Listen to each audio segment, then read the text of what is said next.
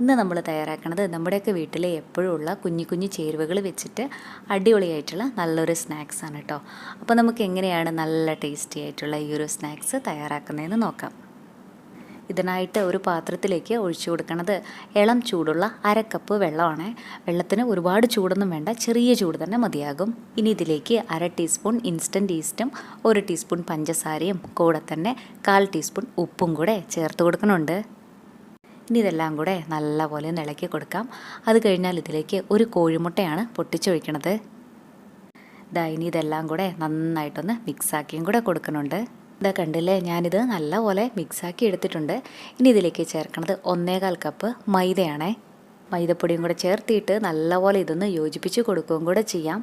നമുക്കിത് നല്ലോണം കുഴഞ്ഞ പരുവത്തിലുള്ള മാവായിട്ടാണ് കിട്ടേണ്ടത്. നന്നായിട്ടൊന്നും കൂടെ മിക്സാക്കി എടുക്കാനായിട്ട് ഞാൻ 1 ടേബിൾ സ്പൂൺ വെള്ളം കൂടെ ഒഴിച്ചു കൊടുക്കുന്നുണ്ട്. ഇത് പച്ചവെള്ളമല്ല, ചെറിയ ചൂടുള്ള വെള്ളം തന്നെയാണ്. ഇതാ കണ്ടോ, നമ്മുടെ മാവ് ഇത്രയും ലൂസായിട്ടാണ് ഇരിക്കേണ്ടത്. നിങ്ങൾ ഇതുപോലെ മിക്സ് ചെയ്ത് നോക്കുന്ന സമയത്ത് നമ്മുടെ മാവ് ഇത്രയും ലൂസായിട്ട് ഇരുന്നില്ലെങ്കിൽ 1-2 ടീസ്പൂൺ ഇളം ചൂടുള്ള വെള്ളം കൂടി ഒഴിച്ചിട്ട് നന്നായിട്ടൊന്ന് മിക്സാക്കിയിട്ട് എടുത്താൽ മതി. ഈ മാവൊക്കെ ഇങ്ങനെയൊന്ന് റാപ്പ് ചെയ്തുകൂടെ കൊടുക്കാം. ഇനി ഇത് 2 മണിക്കൂർ നേരം റെസ്റ്റ് ചെയ്യാനായിട്ടൊന്ന് മാറ്റി വെക്കാനുണ്ട്.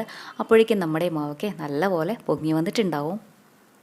ഈസ്റ്റൊക്കെ എടുക്കുന്ന സമയത്ത് ഒത്തിരി പഴകിയ ഈസ്റ്റ് ഉപയോഗിക്കരുതേ. പഴകിയ ഈസ്റ്റൊക്കെ ആണെങ്കിൽ നമ്മുടെ മാവൊന്നും നല്ലപോലെ പൊങ്ങി വരില്ല. ഇപ്പോൾ ഞാൻ നമ്മുടെ മാവൊക്കെ റെസ്റ്റ് ചെയ്യാനായിട്ട് വെച്ചിട്ട് 2 മണിക്കൂറായി. അപ്പോഴേക്കും കണ്ടോ നല്ലപോലെ തന്നെ പൊന്തി വന്നിട്ടില്ലേ. നല്ല തണുപ്പുള്ള കാലാവസ്ഥയൊക്കെ ആണെങ്കിൽ മാവൊക്കെ ഇങ്ങനെ കിട്ടാനായിട്ട് കുറച്ചും കൂടെ സമയമെടുക്കുവേ. ചായയുടെ കൂടെയൊക്കെ കഴിക്കാനായിട്ട് പറ്റിയ അടിപൊളിയായിട്ടുള്ള നല്ല സ്നാക്സാണ് കേട്ടോ. ഒരു തവണയിലും ഇങ്ങനെയൊന്ന് തയ്യാറാക്കി നോക്കണേ. നമ്മുടെ ചാനലിൽ കുറേ നല്ല സ്നാക്സിൻ്റെയൊക്കെ റെസിപ്പീസൊക്കെ ഉണ്ട്. കണ്ടിട്ടില്ലെങ്കിൽ ഒന്ന് കണ്ടു നോക്കണേ. അതുപോലെ നമ്മുടെ ഈ ചാനൽ ആദ്യമായിട്ടാണ് കാണുന്നതെങ്കിൽ സബ്സ്ക്രൈബ് ചെയ്യാനും മറക്കല്ലേ.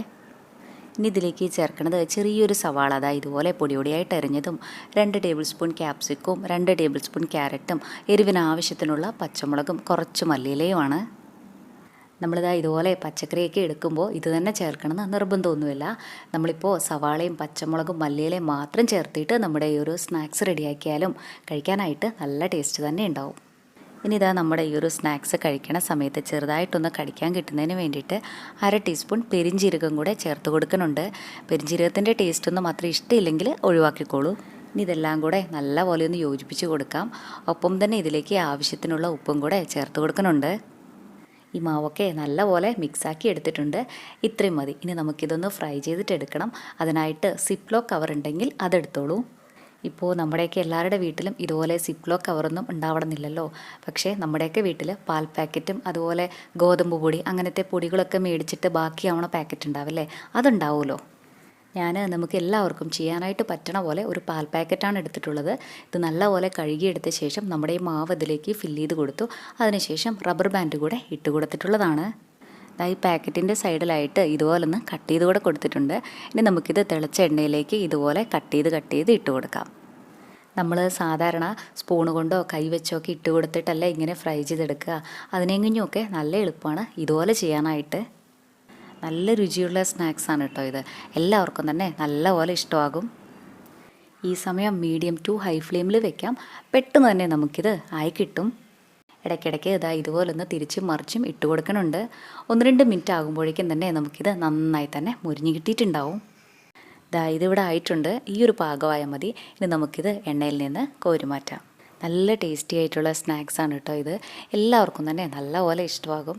ഇഷ്ടമായി കഴിഞ്ഞാൽ ഒരു തവണയിലും ഇങ്ങനെയൊന്ന് തയ്യാറാക്കി നോക്കണേ. എന്നിട്ട് അഭിപ്രായം പറയാനും മറക്കല്ലേ കേട്ടോ. താങ്ക്